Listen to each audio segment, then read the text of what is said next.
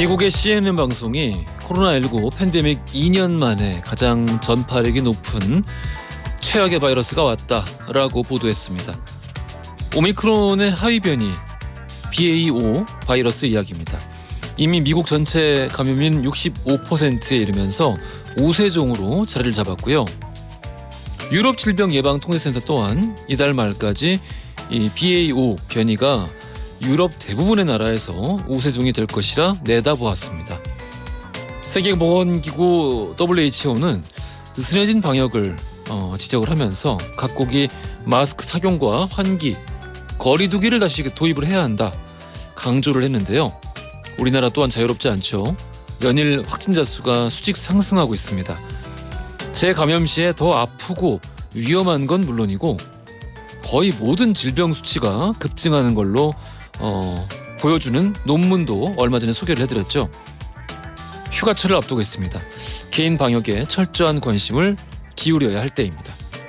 7월 14일 목요일 허지웅쇼 출발합니다. 허지웅쇼 1부 첫 곡으로요. 로이 오비슨의 You Got It 듣고 왔습니다. 이미아님, 아이고 코로나가 심해지니까 걱정이에요. 오늘도 확진자가 많이 나왔어요. 다시 마스크 쓰기, 손 씻기, 거리두기 노력해야겠어요 라고 이렇게 보내주셨습니다. 그렇죠. 걱정이에요. 연일 뻥튀기 되고 있고 전문가들은 다음 달 중에는 20만 명 갈 거라고 이야기를 하고 있는데 바로 얼마 전까지 10,000 명도 안 나왔었는데 20만 명이라니 걱정이 됩니다. 과학방역 한다고 그러던데 과학방역 언제 시작하는지 궁금하네요. 3284님, 허지웅쇼 듣기 3일차입니다. 사무실이 크게 틀어놨어요. 점심시간은 허지웅쇼 듣는 시간이에요? 아유 감사합니다. 3일차 화수목 화요일부터 들으셨군요. 잘하셨어요. 오늘도 재미있는 시간 기대하셔도 좋을 것 같습니다. 자, 청취조사 기간이에요. 낮 12시엔 허지웅쇼 기억해 주시고 허지웅쇼 홍보 이벤트 진행 중이라는 거 알려드립니다. 백화점 상품권 보내드리고 있죠. 월요일부터 시작해서 금요일까지 이어집니다. 짧은 건 50원, 긴 건 100원이 드는 문자 샵 1035나 무료인 고릴라에 여러분만의 독창적인 아이디어로 또 개성 있는 아이디어로 허지웅쇼를 홍보해 주신 인증샷을 보내주시면 되겠어요. 매일 10분씩 뽑아서 백화점 상품권 보내드리고 있습니다. 자, 내일까지죠. 그러니까 금요일까지니까 오늘 10분, 내일 10분 이렇게 20명이 마지막으로 상품권 가져가시겠네요. 자, 많이 인증샷 보내서 가져가시고요. 자, 광고 듣고 애지중지 뉴스로 함께 하겠습니다.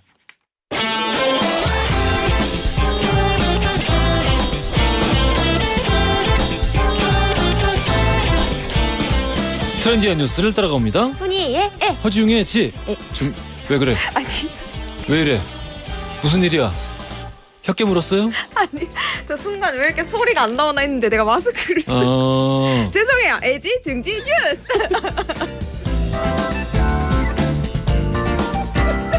자, 앞으로 나란히. 앞으로 나란히. 손바닥 저기 손등 대세요. 잘못했습니다. 잘못했습니다. 그럴 수도 있죠. 애지중지 뉴스. 그래요. 콘텐츠 크리에이터 손희애 씨 나오셨습니다. 안녕하십니까? 안녕하세요. 뭐 오늘 실수가 잦네요. 제가 언제요? 왜 언제요? 제가 언제요? 그렇구만. 네. 난 아침부터 기분이 매우 안 좋아요. 왜요? 저기압이야. 일단 왜요? 안경을 벗고 렌즈를 꼈는데 선명하게 안 보이고요. 다시 해야지 이거 어떻게? 렌즈를 아예 처음 끼신 거라고 들었어요. 태어나서 처음 해봤어요. 이야. 안경 끼기가 너무 싫어가지고. 또 하나의 이유는 뭐죠? 다른 이유가 있나요? 영부인이 건보료 한 달에 7만 원밖에 안 낸대요. 아침에 기사 보고 내가 열받아가지고 뭘 하나 때려 부술려다가 7만 원? 7만 원? 오케이. 알겠습니다. 거기까지만 하지 뭐. 네네. 나 참 정말 화가 납니다. 첫 번째 헤드라인 들어가겠습니다. 네, 오늘의 첫 번째 소식은 또 한 번 승리를 이끈 손흥민입니다. 이 기분 좋은 소식이네. 네, 어제 진짜 많은 분들이 보셨을 것 같아요. 잉글랜드 프로축구팀 토트넘 호스퍼가 K리그 선발팀 K리그를 상대로 친선 경기를 펼쳤잖아요. 예. 네, 6대3으로 승리를 했고요. 어제 저녁 서울 월드컵 경기장에서 경기가 열렸습니다. 정말 많은 분들이 현장을 또 찾으셨다고 하고 네. 손흥민 선수의 활약이 빛났기 때문에 또 우리 소식을 한번 정리를 해봤어요. 그래요. 무려 6만 명이 6만 명. 찾으셨다고 하더라고요. 상암동에. 네, 야하. 선제골은 전반의 30분경에 토트넘의 수비수 에릭 다이어가 얻어냈고요. 그리고 전반 종료 직전 K리그의 조규성이 헤딩골을 넣어서 1대1 동점을 만들고 전반전이 끝났어요. 네, 그리고 나서 후반전에서 토트넘의 케인 그리고 손흥민 선수가 내리 골을 성공을 시키면서 결론적으로는 6대3으로 경기가 끝났는데 그렇군요. 우리 손흥민 선수가 2골이나 넣어가지고 다들 역시 손흥민이다. 다시 한번 찬사를 보냈습니다. 축구 좀 보시는군요. 맨날 보진 않고 이렇게 예. 좀 뭔가 빅 이슈가 있고 큰 게 그거를- 있을 때.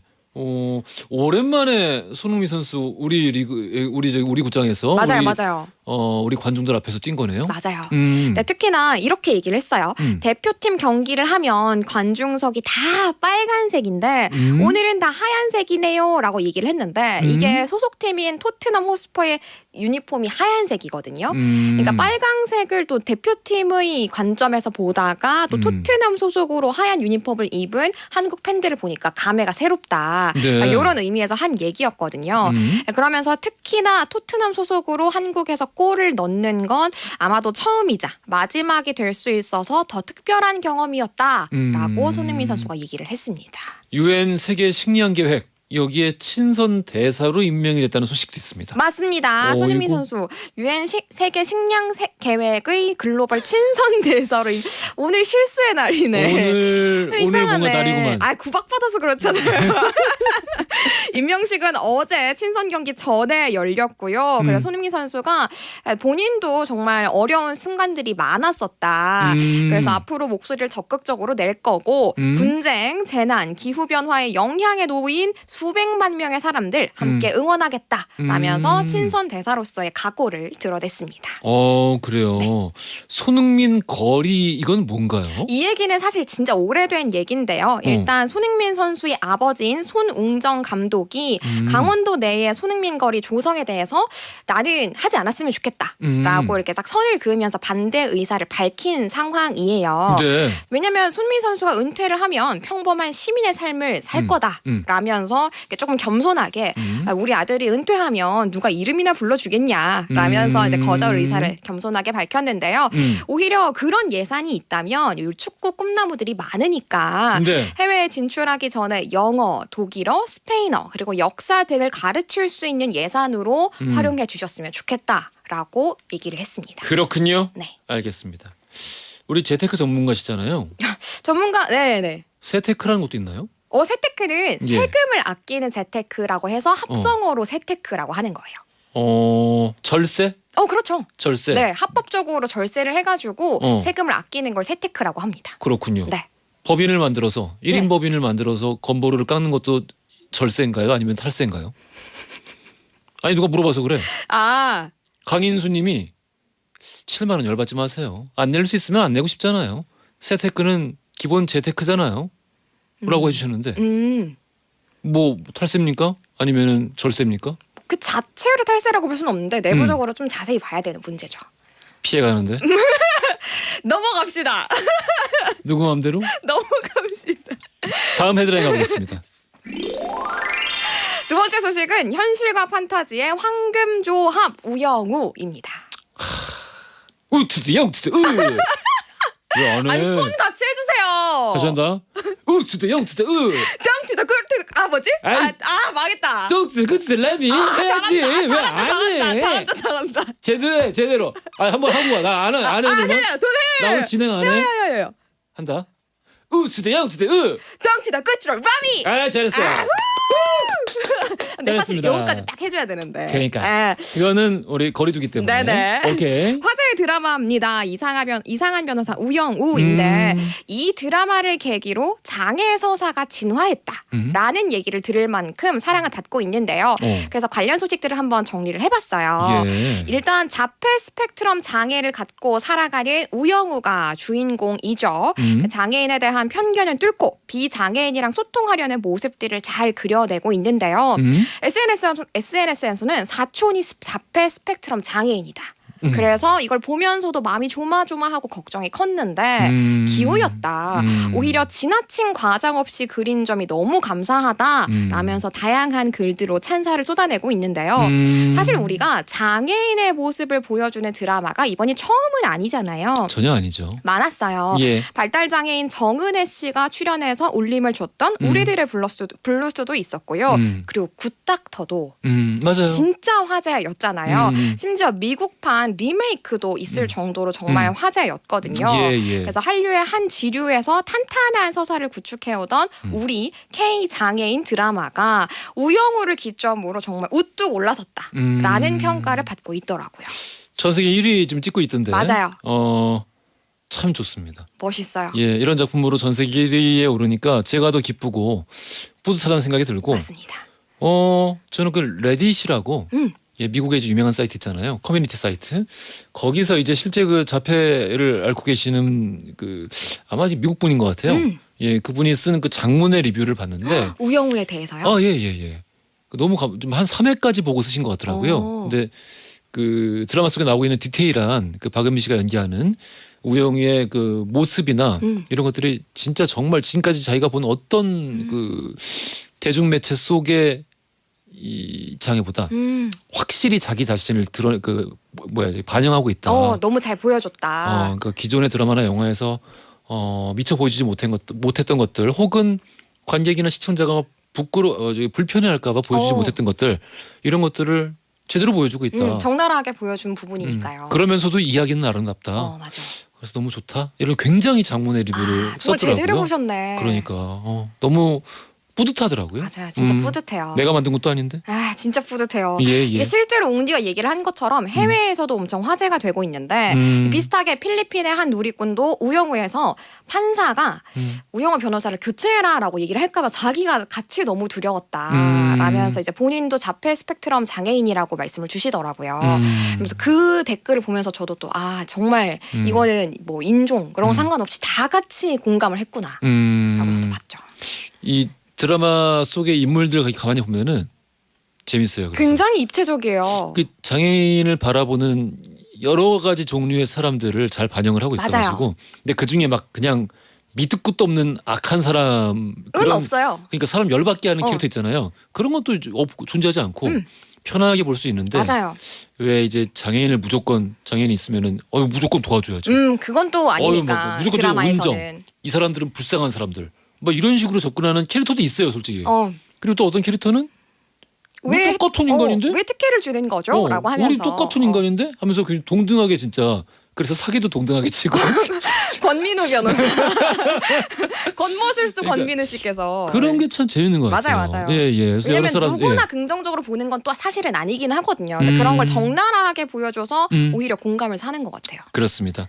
우리가 장애인 시설 내에서의 처우에 관심을 갖는 것만큼이나 실제 우리가 현실 세계에서 우리 정말 길거리에서 만나는 장애인들과 진짜로 더불어 살 수 있는 그런 마음가짐이 필요하다고 생각하고, 그런 마음가짐에 이런 드라마가 또 큰 도움이 되지 않을까라는 생각이 듭니다. 맞아요. 재미있는 드라마 소개해 주셔서 감사하고. 선정답은 근데 어디서 나와?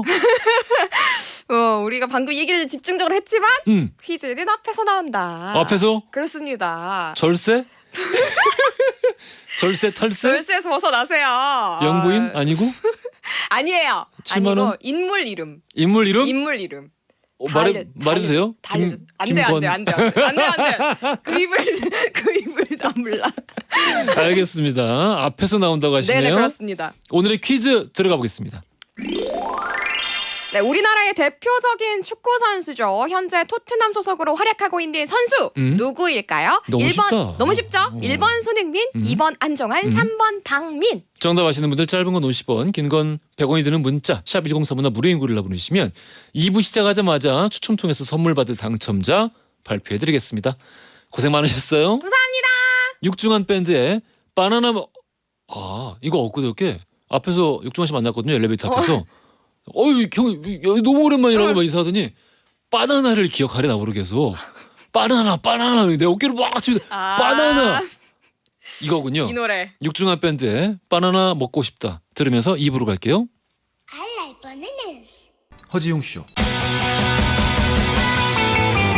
웅디라고 좀 불러다오 웅디라고 좀 불러다오 웅디라고 좀 불러다오 웅디라고 불러다오 웅 세상을 향한 유쾌한 궁금증 허지웅 쇼. 허지용 쇼 2부로 돌아왔습니다. 퀴즈 정답 1번 손흥민이었고요. 선정답자 1732님 그리고 오태성님 축하드려요. 떡볶이 보내드리겠습니다. 그리고 일반 정답자 박승기님, 곽윤구님, 4571님 축하드려요. 커피 쿠폰 보내드리겠습니다. 맛있게 드세요. 방금 제가 광고 나가는 동안에 두 팔을 위로 들고 계속 뭔가 이 옆으로 왔다 갔다 양쪽으로 움직이니까 많은 분들이 뭐 하는 거냐고 정신이 이상해진 것이냐 많은 의구심을 자아내고 있는데 사실은 제 눈앞에서 여러분들은 못 보시겠습니다만은 작은 리허설이 있었어요. 너무 아름다운 곡이었습니다. 그 곡 여러분들도 곧 들어보실 수 있습니다. 많이 기대해 주시고요. 오늘 히스토리 월드 역사 속 미스터리 기이한 사건이란 주제로 함께 해보겠습니다. 광고 듣고 썬킴 교수 박광일 작가 바로 만나보겠습니다.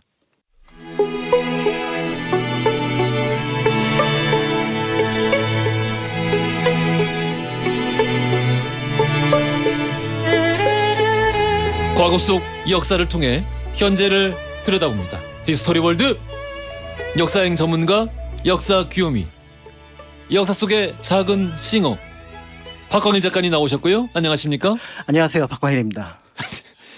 야사의 달인 역사 개그맨 박치 썬킴 교수님 나오셨습니다. 안녕하십니까? 아주 그냥 죽여줘요. 또 못해. 안녕하십니까 역사 트로트 아이돌 썬킴 인사드리겠습니다. 오늘 어디서 이렇게 맞지 않는 모자를 뺏었죠? 뭘 뺏어요? 이거 아침에 그 머리를 제품을 바를 시간이 없어가지고 그냥 진짜? 쓰고 왔어요. 본인 거예요? 내 거예요. 예쁜데? 집 앞에 사우나 갈 때 쓰는 건데. 진짜. 알겠습니다. 우리 지난주에 썬킴 교수님 굿세어라 금수나 노래를 불러주셨는데요. 이거 박자를 다 틀려가지고 어떻게 이제 평가해 주는 수준이 아니어서 너무 안타까웠다는 생각이 들었고. 뭐 또 저희가 듣는 바에 따르면 현인 선생이 부활이다. 뭐 정말 이런 말도 들었어요, 진짜로. 그렇군요. 우리 이 초대석 코너에 나왔던 네. 가수분들께 이렇게 박자가 안 맞는 사람은 어떻게 해야 되냐라고 이게 여쭤봤더니 그냥 고개를 절레절레 하시더라고요. 노래를 못 부르면은 이 방송 부적합으로 해서 노래를 방송을 못하게 하는 것도 있더라고요. 안녕히 가세요. 자, 그래서 우리 사실 박광일 작가님이 노래를 또 안 하고 지나가면은 이게 좀 밸런스가 맞지 않는다. 이게 이 방송이 오늘 주제가 이 역사 속 미스터리가 될 텐데 저는 오늘 주제가 약간 바뀔 수도 있을 것 같습니다. 방송의 미스터리 왜 저 사람이 나와서 노래를 부를까? 아니야. 아니 아까 정말 리허설을 들었는데 이정석 씨가 은퇴를 하셔야 돼요. 나 밖에서 울었잖아 내가. 이건 우리 코너고요. 우리 네. 코너를 또 사랑해주는 우리 두 이제 썬킴 교수님, 박갈 작가님 사랑하는 청취자분들이 함께 듣고 있는데 네. 당연히 좋아하시죠. 네, 그래서 어저께 연락 받고 하루 네. 종일 지금 머리를 쥐어뜯고 있습니다.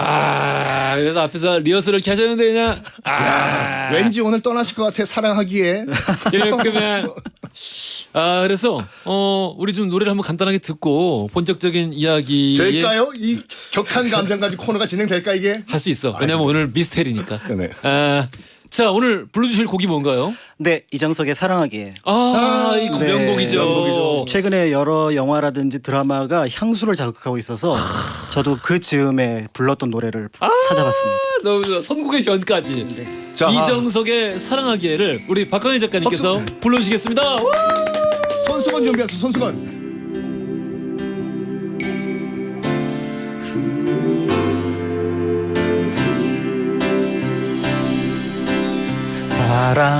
사랑하기에 떠나신다는 그 말 나는 믿을 수 없어. 사랑한다면 왜 헤어져야 해? 그 말 나는 믿을 수 없어. 하얀 찻잔을 사이에 두고 그대에게 하고 싶은 말, 사랑한다는 말하기도 전에 떠나가면 나는 어떻게 홀로 애태웠던 나의 노래가 오늘 이 밤 다시 들릴 듯한데 그 많았던 순간 우리의 얘기 저 하늘에 그대 가슴에 들릴 듯한데 날 사랑한다면 왜 떠나가야 해? 나에겐 아직도 할 말이 많은데 정녕 내 곁을 떠나가야 한다면 말없이 보내드리겠어요. 하지만 나는 믿을 수 없어요. 그대 떠난다는 말이 사랑하기 떠나신다는 그 말 나는 믿을 수 없어요. 와, 드디어 두 분 사이에 밸런스가 맞았습니다. 뭘 밸런스가 아, 아니, 이거 아름답습니다. 표정을 보셨어야 돼. 표정이 거의 아, 너무 좋아. 게티스버그에서 연설하는 링컨의 그 단호한 야. 너무 좋아. 그쵸. 노래는 뭐 사연도 있지만 또 그 노래가 가지고 있는 또 가사가 있으니까 많은 분들이 사랑해주고 계십니다. 아, 여러와 같은 반응 속에 혹시 전에 이렇게 방송에서 노래 불러보신 적 있으세요? 제가 방송을 TV 라디오 통틀어서 한 7, 8년 했거든요. 네. 노래 부른 건 처음입니다. 너무 요거 잘했어요. 딱 편집해가지고 인터넷에 짤로 돌려버리면 그 다음에는 제 방송을 더 이상 못하지 않을까. 아니야, 좋았어. 유시진님이 하기 싫다고 하시는데 너무 시키지 마세요라고 하셨는데, 야 이거 누가 시켰습니까? 작가님이 시켰어, 작가님이. 그쵸. 네. 집에서 사모님이 이렇게 고생하는지 아세요? 네. 나는 좋았습니다. 저도 좋았습니다. 사람이 너무 완벽하면 매력이 없어요. 그렇죠. 그럼요. 이렇게 빈틈이 있어야죠. 아름다웠어. 역사 속 미스터리 기이한 사건에 관련된 이야기들 우리 본격적으로 들어가 볼 텐데, 우리 앞으로 이제 코너에서 노래 부르지 맙시다. 내가 시킨 줄 알고 나한테 뭐라고 하네. 우리 세 명 다 불렀네 그러니까. 갑자기 열받는구만. 자, 우리 미스테리 이야기를 이 시간에 다룬 적이 없어요. 그 미스테리가 다룬 적이 없죠. 다룬 네. 적은 없고, 이거 말고 우리가 예언은 한 적이 있어요. 지난 예언? 시간 말고 그 지난 시간, 그 옛날에도. 그때 예언도 했었고 그다음 응. 귀신 얘기도 했었습니다. 아, 귀신 얘기. 한 반년 전에 우리가 예언 한 번 했었고 귀신, 그래서 제가 강시 얘기했잖아요. 그때. 그렇습니다. 네. 아, 강시. 강시 맞아. 콩콩콩. 그래서 난 좀 무섭게 하고 싶다는 생각으로 남양 특집으로 준비했던 건데 재미가 하나도 없었어. 에? 언제? 너무 안 예언이? 무서웠어. 아니 그때 귀신 얘기. 아, 귀신. 다음번에 만약에 귀신 얘기 또 하게 되면 진짜 좀 무서운 걸로 가져오시길 바라면서, 오늘 역사 속 미스터리 기이한 사건에 관련된 내용이에요. 이거는 박광일 작가님이 조금 불리할 것 같아. 뭐 아니요, 분리 장화홍련 얘기 시작부터 시작해서 보통 정사 얘기를 많이 가져오시니까. 그렇죠. 정사인데 사실은 정사에 좀 믿을 수 없는 이야기가 있는 것도 있고요. 그래요? 그다음에 이제 조선 후기에 약간 미스터리한 인물에 대한 얘기들도 있습니다. 그래서 이제 그 내용을 이제 잠깐 먼저 살펴보면 좋을 것 같은데요. 그래요? 누구부터 할래요? 오늘 네, 뭐 우리나라부터 먼저 가겠습니다. 괜찮겠어요? 방금 네. 노래 부르는데. 네, 그거는 빨리 잊어야 되니까. 네. 알겠습니다. 네, 그 정약용 선생을 비롯해서 조선 후기에 몇 사람들이 이 사람에 대한 이야기를 적고 있습니다. 그래서 이 사람의 직업은 책회, 그러니까 이제 책을 파는 사람이었는데요. 붉은 수염이 나고 우스갯소리를 잘하는데 눈에는 신비한 빛이 난다라고 얘기를 했습니다. 그래서 이제 책을 파는 사람답게 서적에 대한 분류 목록, 그다음에 내용 체제 이런 것들에 대해서 거의 모든 것들을 다 알고 있었다라고 얘기를 하는데요. 예. 예를 들어 이제 유만주라고 하는 사람, 저희 코너에 이제 집을 사는 것 때문에 굉장히 고생했다라고 한번 등장했던 분이기도 한데요. 이분이 이제 이 사람을 만났습니다. 그래서 책회 조 씨가 왔다. 그래서 통담 집남부터 시작해서 쭉 책을 구한다고 말했더니 그는 지금 명나라 책, 명나라 역사책은 괜찮은 것이 있고 예를 들어서 중국 역사책 다른 것들은 지금 적당한 것이 없으니까 나중에 좀 살펴보아라. 뭐 이런 얘기들을 하게 됐는데요. 그래서 그는 여러 가지 뭐 글자 모양뿐만 아니라 판본이라든지 지금 있는 모든 책들에 대해서 다만 그러니까 얘기만 하면 언제든지 구해다 주겠다 이렇게 얘기를 했다라고 하는 거죠. 그러니까 이 얘기를 보면은 서지학적으로뿐만 아니라 당대 어떤 책을 가지고 어떤 여러 가지 어떤 판본이라든지 이런 것까지 다 알고 있었다는 얘기인데요. 그런데 이제 문제는 이 사람이 당대 지식인 치고 모르는 사람이 없었다는 겁니다. 그래서 그래요? 유만주뿐만 아니라 그다음에 이제 조일용, 그다음에 서유영, 그다음에 장지연, 그다음에 강효석 그다음에 유재건 이런 사람들이 모두 이 사람들에 대한 얘기를 적고 있습니다. 그래서 이 사람에 대해서 사실은 또 이제 정약용 선생 같은 경우는 책을 파는 사람인데 별로 평가가 좋지 않았던 거죠.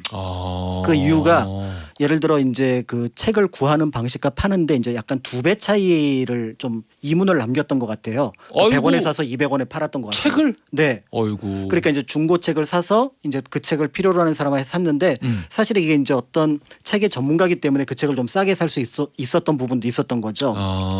그런데 그 혹시 뭐 당대에 유통되는 책들이 아니라 좀 고소적이었나요? 고서적도 팔았습니다. 아. 그러니까 여러 가지 책을 그러니까 당대의 소설도 팔았고 그다음에 중국이나 한국의 고서적도 예. 팔았으니까 사실은 그 값어치를 아니까 이 책을 얼마에 사더라도 얼마에 팔 수 있겠다. 이런 계산을 다 할 수 있었던 그걸 알 수가 인물이었던 거죠. 있어야지. 그런데 이제 정약용 선생이 왜 이 사람을 싫어했냐면은 이 사람이 고아나 과부처럼 그러니까 뭔가를 좀 급하게 돈이 필요한 사람들한테 책을 싸게 판다는 거죠. 그래서 책의 값어치를 제대로 얘기해주지 않고 사고 팔 때는 제값을 받고 비싸게 파니 그 사람 성품이 참 고약하다.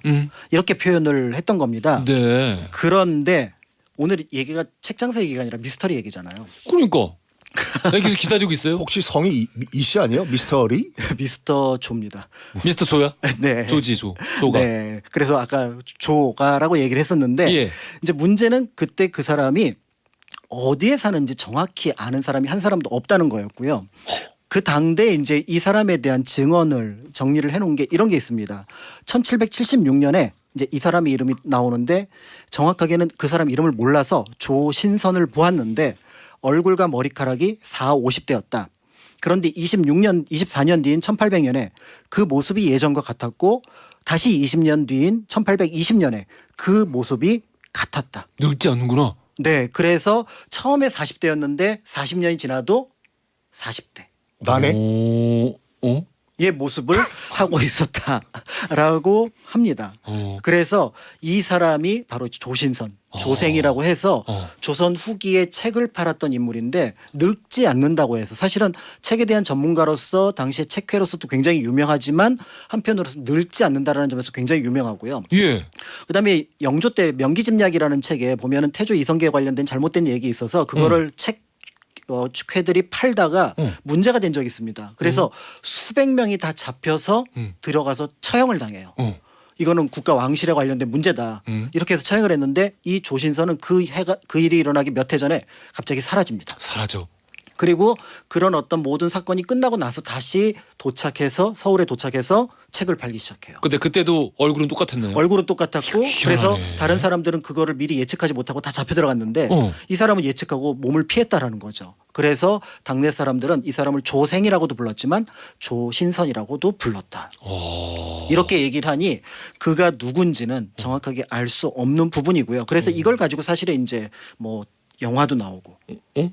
예. 무슨 영화? 그래서 이제 뭐 밤을 걷는 선비인가요? 밤을 걷는 선비? 예. 그래서 그 흡혈귀 관련된 그런 어떤 걸로 이 사람이 등장을 하기도 했었던 건데 예. 그런 내용은 역사 기록엔 없습니다만 현대 작가들이 아니 늙지 않는 사람 계속 얼굴이 그대로인 사람 또 전문가 이런 사람을 하니까 이제 서양의 드라큘라를 염두에 두고 그런 모습을 이제 드라마나 영화로 만들기도 했었어요. 이게 정사에 기록된 건가요? 이거는 정사가 아니라 사실은 문집대에 기록된 건데 정약용의 문집에 조신선 전이라고 아예 일정한 그러니까 기록을 남겨놨어요. 근데 뭐 정약용 선생이 밑도 끝도 없이 거짓말을 썼을 리는 없을 테니까. 그러고요. 그 다음에 이제 계속해서 그 시대 많은 사람들이 같은 사람에 대한 기록을 증언이 다른 방식으로 반복을 했기 때문에 그래서 67개의 책에서 그 사람에 대한 기록이 나오고 있다라는 거죠. 말도 안 되는 수준의 동안 아닐까요?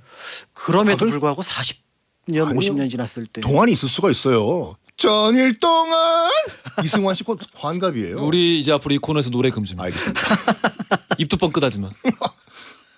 그래서 이제 문제는 그럼에도 불구하고 이 사람이 워낙에 이제 책을 잘 알고 있었고 그다음에 이제 신선과 같은 풍모를 해서 그래서 이제 정약용은 나중에 이 사람을 어떻게 평가를 하냐면 신선은 신선인데 타락한 신선이다.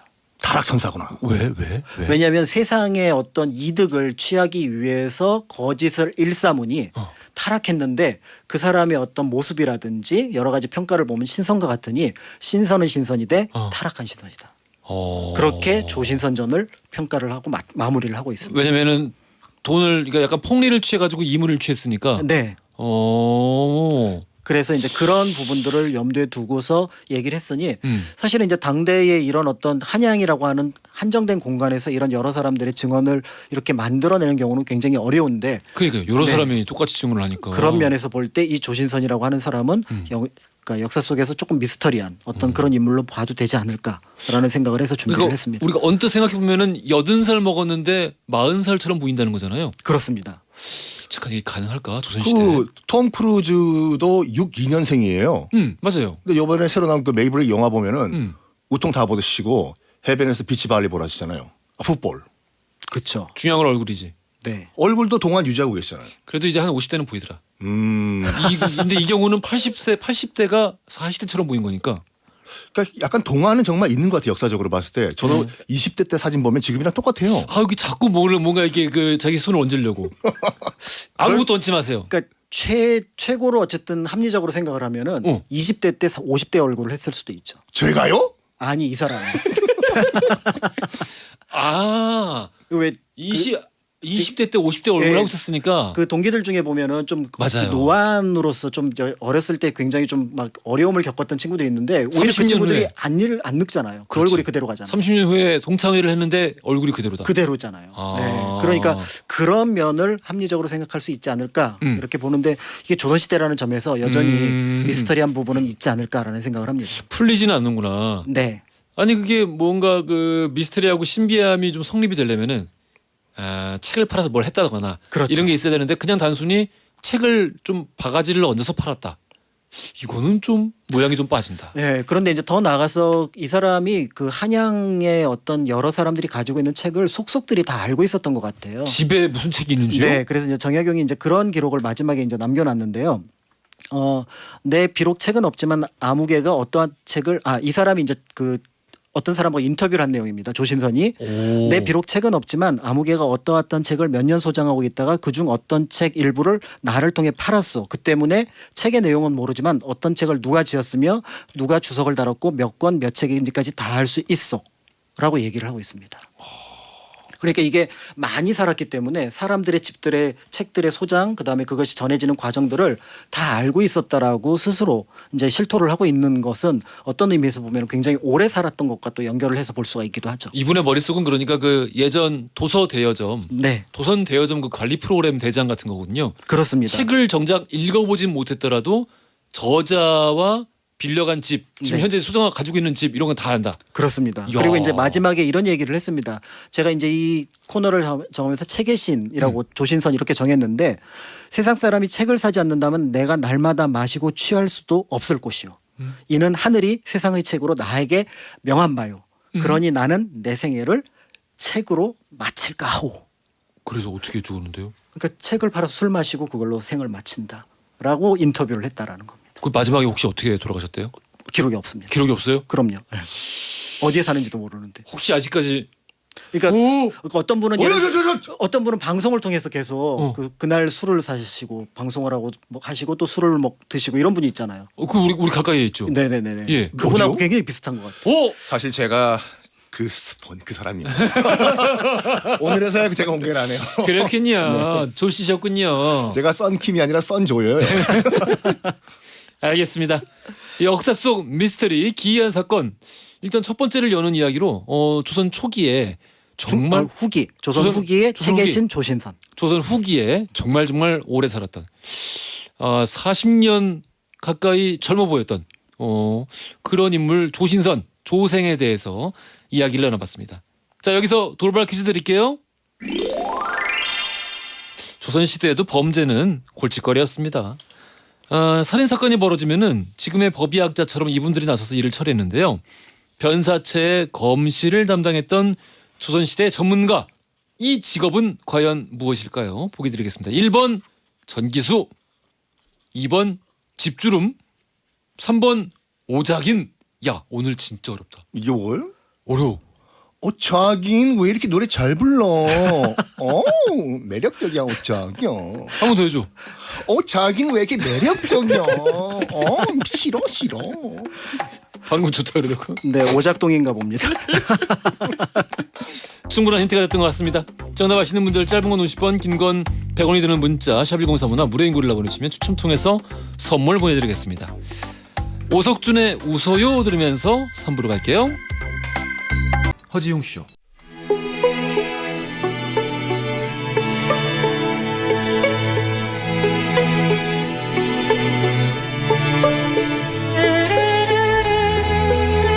허지웅쇼 3부로 돌아왔습니다. 히스토리 월드 박광일 작가, 썬신 교수 모시고 역사 속 미스터리 기이한 사건과 관련된 이야기 살펴보고 있습니다.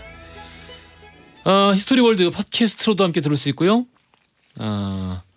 생방 놓치신 분들은 팟캐스트로도 편하게 계신 곳에서 들으시면 되겠습니다. 우리 앞에서 조선시대에 늙지 않는 사나이, 어쩌면 아직도 죽지 않은 사나이에 대해서 이야기를 해봤는데 썬킨 교수님은 어떤 이야기 하시려고? 일단은 진시황릉의 비밀을 할까 예. 하다가 음. 뭐 아시다시피 1972년부터 실질적으로 CIA에서 운영을 했던 초능력 부대라고 있었어요. 초능력 부대 있지. 초능력 부대 있지. 초능력 부대 있었어요. 1996년까지 실제로 CIA가 운영을 했어요. 맞아요. 약물 막 먹이고. 투시하고 이런 식으로 하다가 CIA 일단 초능력 부대는 다 이게 허구란 것이 밝혀졌거든요. 그래서 아직까지 해결이 안 된 미스테리, 영원한 미스테리. 케네디 대통령 암살 한번 준비를 해봤습니다. 케네디 대통령 암살. 우리 이제 올리버 스톤 감독의 JFK 영화도 있었고 그렇죠. 관련한 다큐멘터리도 여러 가지가 있었는데 과연 오늘 어떤 다른 이야기를 들려주실지. 관련된 그 JFK 암살 관련된 책만 1000권이 넘어요. 맞아요. 일단은 알려진 팩트 위주로 한번 말씀드릴게요. 예. 1963년 11월 22일 11시 케네디 대통령은 당시에 재선 캠페인을 위해서 민주당 소속이잖아요. 공화당 텃밭인 텍사스 댈러스 공항에 도착을 합니다. 그리고 연설을 하기 위해 가지고 원래는 방탄 차량을 타고 이동을 하려고 했는데 연도에 서 있는 그 시민들에게 인사를 한다라고 해서 오픈카 무게차를 타고 이동을 해요. 예. 그래서 텍사스 댈러스 한 복판에 있는 엘름 스트리트를 지나고 있는데 바로 그 앞에 있던 6층짜리 국정 교과서 이 창고 건물, 인쇄소 건물. 인쇄소 건물 예. 6층에서 창가에서 총격이 울립니다. 탕. 그 총알은 일단은 빗나가요. 일단 한 번에 울린 거예요, 총성이. 그렇죠. 땅바닥을 치고 이거는 날아갑니다. 네. 두 번째 탕. 보통 이 정도로 이제 총성이 울리면은 그 경호원들은 바로 대통령을 감싼다든지 특히 운전하고 있는 운전수는 밟아가지고 튀어야 된다든지 몇 난리가 가지 나죠. 매뉴얼이 있는데 당시에 그 이 총성이 울리는 당시의 그 사진 그 후티지 영상을 보면은 경호원들도 가만히 있고 심지어는 운전사도 웬만하면 뒤를 돌아봐야 되는데 앞을 보고 그대로 움직이고 있어요. 두 번째 총성이 열려요. 탕. 그 총알은 JFK 케네디의 목을 관통합니다. 뭐 옆에 있던 그 제클린은 뭔가 이상한 걸 느끼고 돌아봐요. 남편이 목을 잡고 있겠죠. 예. 그때 세 번째 총성이 울려 탕! 이 총알이 JFK의 머리를 관통합니다. 그러니까 이게 중요한 게 목을 맞은 앞에서 두 번째 총성 목을 맞은 거는 앞에서 날라왔고요. 그렇죠. 그리고 우리 마지막 세 번째 이제 이 결정적인 사인 뒤에서 날라와서 뒤통수를 이제 관통한 것은 뒤쪽 측면에서 날라왔어요. 그러니까 뒤쪽 측면 방향이 다릅니다 지금. 그러니까 한 명 이상의 스나이퍼가 있었다라는 추론이 가능하죠. 자, 근데 이 이상한 건 뭐냐면 세 발의 총성이 울리고 JFK가 현장에서 지금 그 저격을 받았음에도 불구하고 차는 속도가 그대로 유지가 되고 있었다. 이거이고 우리가 이제 리 오스왈드라는 사람이 이 저격범으로 이제 알려져 있지 않습니까? 리하비 오스왈드. 리하비 오스왈드요. 뭐 소련 이 KGB의 사주를 받았다 등등등 얘기가 있는데 그건 뭐 밝혀진 건 없고 예. 일단 밝혀진 거에 따르면은 리 오스왈드는 그 국정교과서 창고에서 총을 쏜 다음에 유유하게 건물을 빠져나가가지고 자기 집으로 가요. 자기 집에 가요. 자기 집에 가가지고 일단 권총을 소지를 하고 다시 집 밖으로 나옵니다. 그래서 산책을 나가요. 네. 근데 일단 대통령이 시해를 당했기 때문에 그 순찰하겠죠 경찰들이. 당시 그 오스왈드의 집 주변을 순찰하던 경찰이 인상착의가 용의자와 비슷한 사람인 거를 밝혀내고 스탑을 시킵니다. 잠깐만 당신 누구야? 신분증 내놔. 여기서 리 오스왈드는 그 경찰에게 탕탕탕탕 네 발의 총을 발사하고 튀어요. 튄 다음에 극장에 숨습니다. 극장에 숨은 다음에 거기서 체포가 되는데 궁금한 건 뭐냐면 의문점이 뭐냐면 아니 리 오스왈드는 현장에서 총을 쏘고 유유하게 집으로 갔어요. 네. 그러니까 일단 FBI 발표에 따르면은 누군가 그 건물에서 빠져나가는 사람의 인상착의를 얘기해서 경찰에 보고를 했대요. 그것이 정확했을까? 이게 그리고 시간상 정확한 몽타주를 이 전파한다는 게 사실상 불가능하죠, 불가능한 이게. 이 시간 차이였는데 그러니까 사실 이제 이 부분에 지적을 하는 사람들의 의견은 그런 거죠. 이 총성이 울리기 이전에 이미 리하비 오스왈드의 몽타주 혹은 인상착의가 준비됐었다. 준비가 돼 있고 경찰들에게 알려져 있었다. 이게 좀 그러니까 시간이 말이 안 된다는 거죠. 결정적으로 또 그 뭐 의심이 드는 게 뭐냐면은 케네디가 딱 암살되는 그 시점 정확하게 두 번째 총알이 발사된 그 시점에 그 무게차 앞에 한 남성이 우산을 쓰고 있다가 우산을 위로 올려요. 우산을 위로 올리는 그것을 신호로 이 JFK가 타고 있던 그 오픈카가 속도가 점점 늦어집니다. 그런 다음에 탕! 총이 발사가 돼요. 신호를 준 것이다. 그렇게 볼 수가 있는 거죠. 그래서 엄브렐라맨이라고 하거든요. 그러니까 나중에 이제 그 사람을 이제 그 체포가 아니라 데려와서 이제 심문을 해요. 도대체 그 남자가 그 당시 양산도 아닌가 그리고 우산을 왜 쓰고 있었냐. 비가 온 것도 아닌데. 정말 맑았어요 그날. 예. 우산을 근데 너 무슨 관계가 있었길래 네가 우산을 쓰고 있다가 그걸 위로 올리는 순간 무게차는 속도가 늦어지고 바로 총격이 일어났냐. 무슨 관계냐. 우산을 왜 가져갔냐 했더니 그 사람 이름이 루이스 위트라는 사람이었는데 그 사람의 증언은 이거였습니다. 체인벌린 그러니까 처칠 이전의 영국 총리 체인벌린이 그 예. 유명한 그 유화 정책 때문에 예. 히틀러한테 너무 세게 때렸어. 히틀러한테 뒤통수를 당하고 결국에는 2차 대전이 일어나는 그 발판을 제시했잖아요. 그러니까 독일이 폴란드를 침공하지 않을 것이다라는 백지 수표를 받아갔는데 그거 사실 독일이 말 뒤집으면 끝나는 거라서. 끝나는 거 종이 쪼가리잖아요, 이거. 예. 근데 그 체인벌린은 그 런던 히드로 공항에 도착하면서 히틀러가 사인한 그 유화 정책 이거 봐라. 히틀러가 사인했다. 이 전쟁 아니란다. 내가 큰일했다. 내 이름은 체인벌린이다. 이게 뭐냐고 역사적으로 유화 정책이야. 했다가 전쟁이 발생했죠.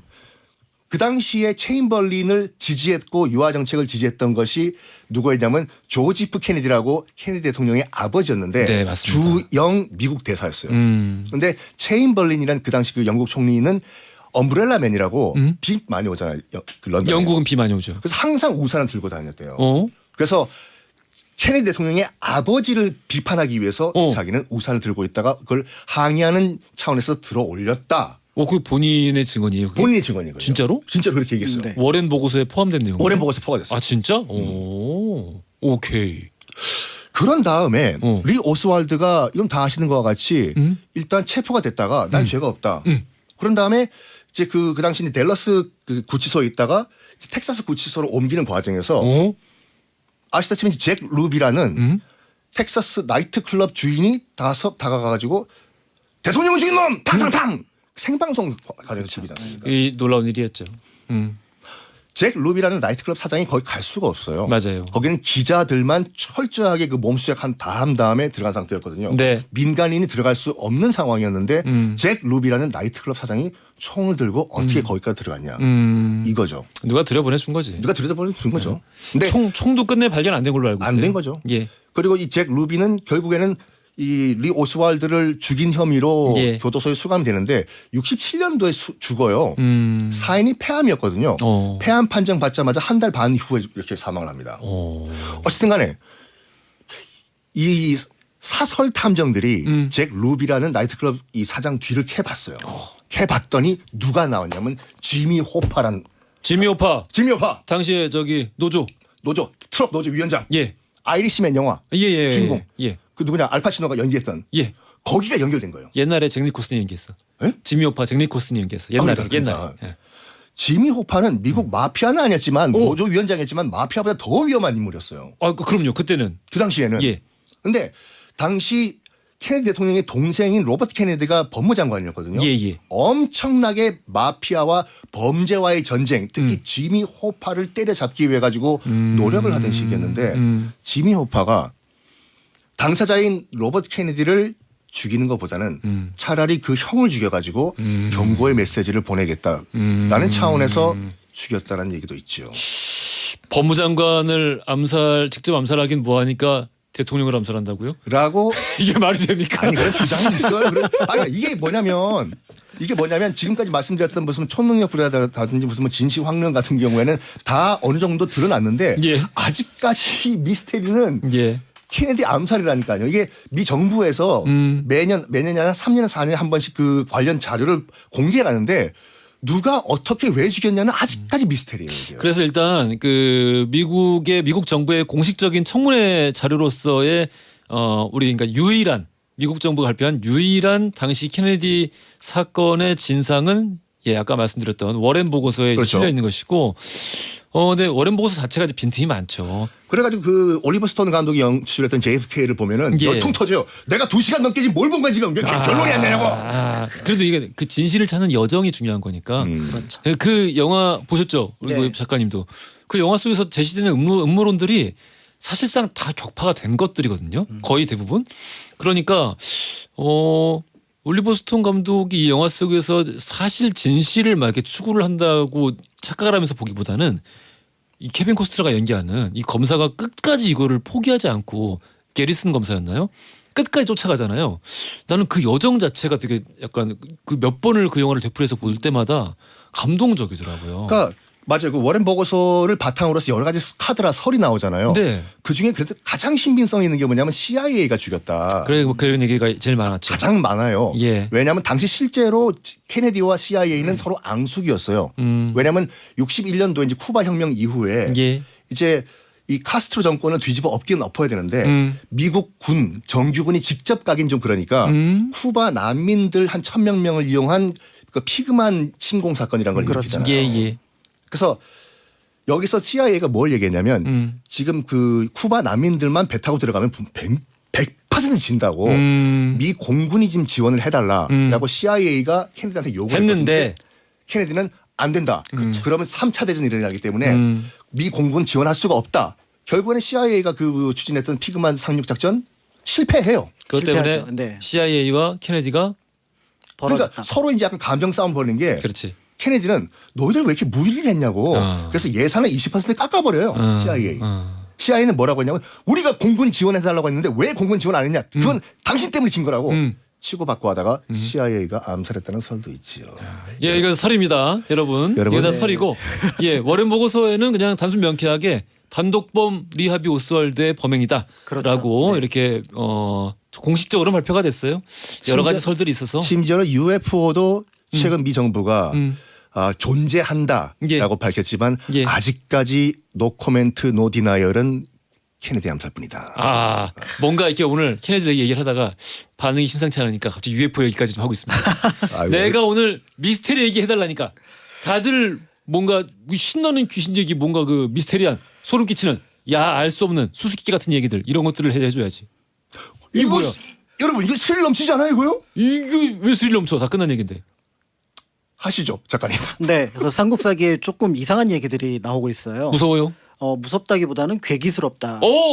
괴기 이런 좋았어. 부분인데 여기에 다시 한번 기대해 보겠습니다. 네, 사실은 이게 삼국사기에 보면 백제 본기라고 하는 의자왕 때 기록에 등장을 하게 됩니다. 그러니까 백제가 660년 일단 1차로 멸망을 하고 그다음에 이제 부흥운동까지 치면 665년에 이제 멸망을 하게 되는데 그런데 659년부터 이 사비성, 그러니까 지금의 부여를 중심으로 이상한 기록들이 등장을 합니다. 예를 들어 2월 달에 UFO? 여우떼가 궁궐에 들어왔는데 흰 여우 한 마리가 상자평, 지금으로 지금 총리에 해당하는 책상에 올라 앉았다. 흰 여우요? 흰 여우요. 그 다음에 4월에 태자궁에서 암탉이 참새와 교미를 하였다. 그 다음에 왕도 서남쪽 사비 강물에서 큰 물고기가 나와 죽었는데 길이가 3길이었고 그 물고기를 먹은 사람들은 다 죽었다. 새 길이 어느 정도예요? 그러면 한 사람 3명 정도의 크기. 네, 그럼 한 5m가 5m 정도가 되는 거죠. 그 다음에 가을 8월 여자의 시체가 역시 떠내려 왔는데 길이가 18척, 그러니까 5m에서 6m 정도가 되고요. 그 다음에 9월 대궐들의 회나무가 울었는데 마치 사람이 곡하는 소리 같았으며 밤에는 궁궐 남쪽 길에서 귀신이 곡을 하였다. 이게 망하기 1년 전의 얘기입니다. 삼국 유사에 나와 있죠. 삼국 사기에 나와 삼국 있어요. 사기에 네, 사기네. 사기에 나와 있는 겁니다. 아니야, 왜 그래? 네. 그래서 실제로 이런 기록들을 살펴보면은 몇 가지 이제 조금 흥미로운 부분들이 있는데, 그러니까 이제 660년에 이거보다 더 심해요. 기록들이 예를 들어서 서울의 운물이 모두 핏빛으로 변했고 서쪽 바닷가에 조그만 물고기들이 나와 죽었는데 백성들이 모두 먹을 수 없을 정도로 많았다. 이게 느낌에 보면 성경에 나와 있는 네. 그런 느낌들하고 비슷한 부분들이 있거든요. 뭔가 이제 뭐 대재앙의 느낌이 나는데. 그렇죠. 대재앙의 어떤 느낌이 나타나는데 문제는 이 대재앙이 어떻게 보면은 단순하게 백제의 멸망이었다라는 거죠. 그러니까 이 얘기에 그 편찬자가 나중에 물론 이제 삼국사기를 썼던 김부식과 그다음에 여러 사람들이었고 그 자료를 편찬을 했는데 이제 이걸 보면서 저는 오히려 미스터리한 부분들이, 그러니까 이 내용을 딱 보면은 아마 이 내용들을 넣었던 배경은 이러니 백제의 멸망은 당연한 거였고 사실은 그 징조로 이런 것들이 사전에 등장했다. 요 내용입니다. 보통 그렇게 그 이전 왕조의 역사를 정리하면서 왕조가 이래서 바뀌어야 했다라는 명분을 강조하는 경우들이 많잖아요. 그렇죠. 그러니까 사실은 이 기록을 보면서 제가 오히려 미스터리하게 생각했던 건 이쯤 되면은 659년에 사비성이 뒤집어져야 돼요. 막 아까 뭐 그런 어떤 이상한 일들이 벌어지면은 그럼 제가 만약에 사비성의 백성이라면 이거 나라 망하겠구나. 5m가 넘는 시신이 5m가 발견되고 넘는 시신이 발견되고 물고기가 나왔는데 그걸 먹은 사람들이 다 죽고 다 흰 죽었고. 여우가 갑자기 총리 집에 가고 한 바퀴 돌고 돌아가고 물은 붉어지고. 물은 붉어지고 심지어는 이것들을 해석이 모두 가능하다는 겁니다. 예를 들어서 흰 여우예요. 예. 여기서 중요한 건 흰색입니다. 흰색. 흰색은 서쪽을 가리키죠. 그래요? 예, 붉은색은? 붉은색은 남쪽, 검은색은 북쪽. 너 전혀 그다음에 몰랐어. 그래서 우리가 오방색이라고 얘기를 했어. 네, 청적 황백 흑이라고 하는 예. 이런 내용들을 모두 당대 사람들이 알고 있었거든요. 그럼 흰 여우.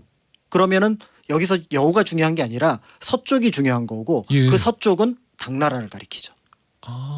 이렇게 해석이 가능합니다. 거의 노스트라다무스 수준인데요. 아니 충분히 해석이 가능하죠. 그다음에 근데 왜 흰색이야? 서쪽 당나라. 방금 말씀하셨구나. 그다음에 여기서 암탉이 갑자기 참새와 교미를 했다. 예. 이거 이상했어. 이것도 굉장히 이상한 내용이거든요. 예. 그런데 이것도 해석이 가능합니다. 이게 어떻게 해석이 가능하죠? 닭을 그 나라의 상징으로 삼은 나라가 있습니다. 프랑스? 가 있고요. 프랑스인데 바르셀로나. 그러니까. 그렇죠. 그런 다음에 또 하나 신라. 야, 우리 실러보다 바르셀로나를 먼저 떠올렸어. 어떡하지? 야 대단해. 대단하다니. 그러니까 이게 계림에서 보면은 이제 뭐 달구는 소리 들렸고 그래서 뭐 이제 거기서 김할지가 나왔고 뭐 이런 얘기들이 있었잖아요. 예. 그러니까 이게 실제로 경주를 나중에 고려 때는 뭐 계림이라고도 격화시켜서 그렇게 부르기도 했었다는 점에서 달기라고 하는 것들이 사실은 고구려나 백제를 신라를 가리키거든요. 예. 그러면은 이 얘기를 썼던 찬자들은 얘기를 하고 싶어 죽겠는 거죠. 이게 좀 이따 뭐가 벌어질 거다. 나당 연합군이 사비에 쳐들어올 거다라는 어떤 상징에 대한 얘기인 거고요. 그런 거를 일부러 나중에 그 역사 편찬을 하면서 넣은 거구나 그냥. 그렇다고 봐야 될 것 같습니다. 예를 들어서 회나무가 울었다라고 했는데 회나무는 회화나무를 가리키고요. 회화나무. 네, 회화나무를 가리키는데 한자로는 괴목이라고 합니다. 보통 우리가 장 같은 거 쓸 때 굉장히 좋은 장을 괴목장이라고 해서 예. 그 느티나무나 아니면 회화나무를 가져다가 쓰는 장을 가리키거든요. 근데 이 회화나무의 괴자가 귀신 귀자에 나무 목자를 합쳐놓은 글자예요. 그러니까 이 회화나무는 원래 귀신을 쫓는 나무입니다. 그래서 그 성 안에다가 심거든요. 예. 그런데 이게 울었다? 그러면은 이제 이 성을 지켜줄 귀신은 없다라는 얘기죠.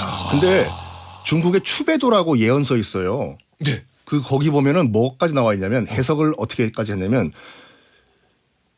메가더 장군이 인천 상륙 작전을 한다. 알겠습니다. 거기까지 듣겠습니다.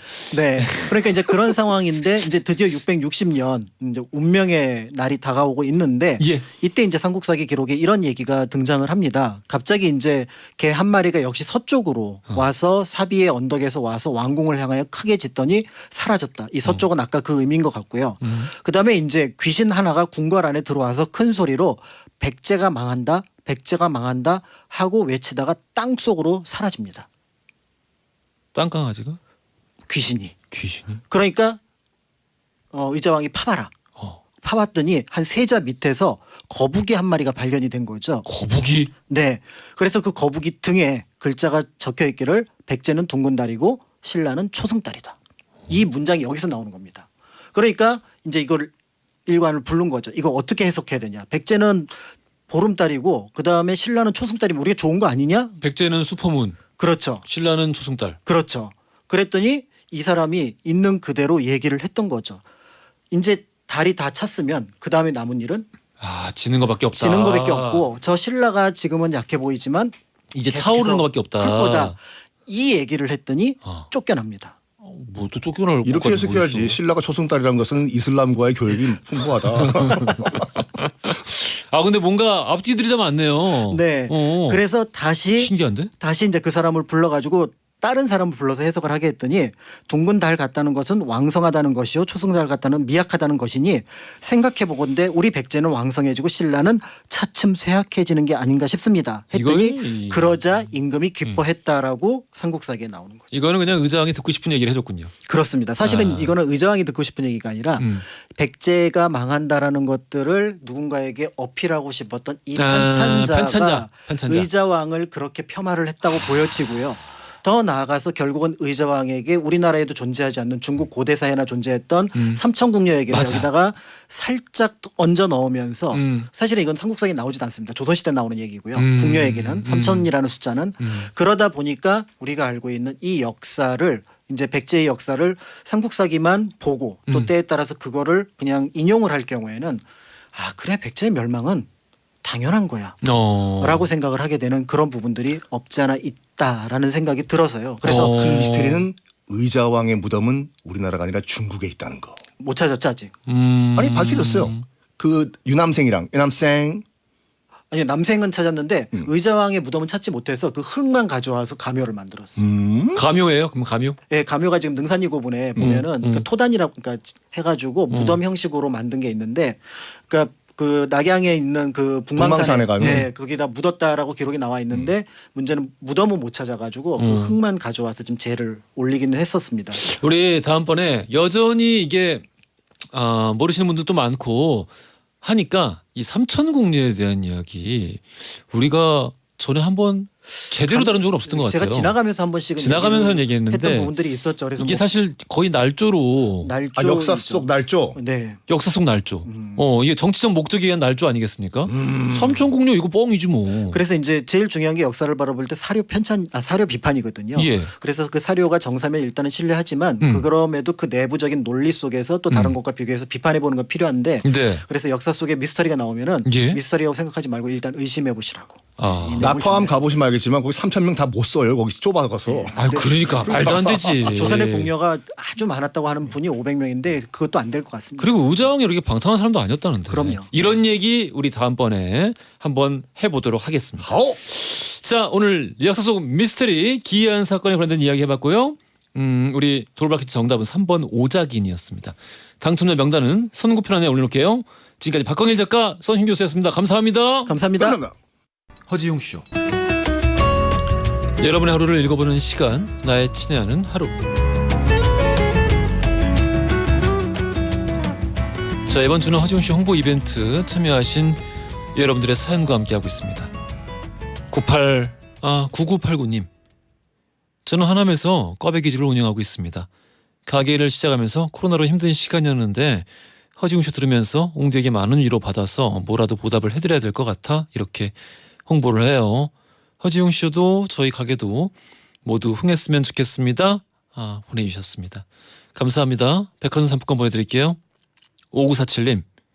오후에 학부모 연수가 있어서 점심도 마다하고 홍보 문구를 적어서 책상에 비치를 해두었습니다. 오늘 50분 넘게 오시는데 홍보 이렇게 하면 도움 될까요? 책상 하나하나 이렇게 붙여주셨네요. 사진 잘 봤습니다. 백화점 상품권 보내드릴게요. 감사합니다. 8197님. 제가 직업이 디자이너라서요. 포토샵으로 홍보 이미지를 만들어서 인별그램에 올렸어요. 제가 너무 좋아하는 털털 섹시 매력 웅디 라디오 들어보라고 홍보를 했습니다. 조용한 같이 해야 하니까요. 해주셨습니다. 오 예쁘게 잘 만들어주셨네요. 오 역시 직업이 디자이너. 오 멋있습니다. 백화점 상품권 보내드리겠습니다. 이외에도 1978님 9908님 백화점 상품권 보내드릴 거고요. 시간 관계상 다 읽어드리지 못했습니다. 죄송합니다. 조영아님이 신청해 주셨어요. 럼블피쉬의 으라차차 듣고 오겠습니다. 조연의 햇살 좋은 날 듣고 왔습니다. 허지웅씨 홍보 이벤트 참여한 여러분들 사연 계속 읽어보겠습니다.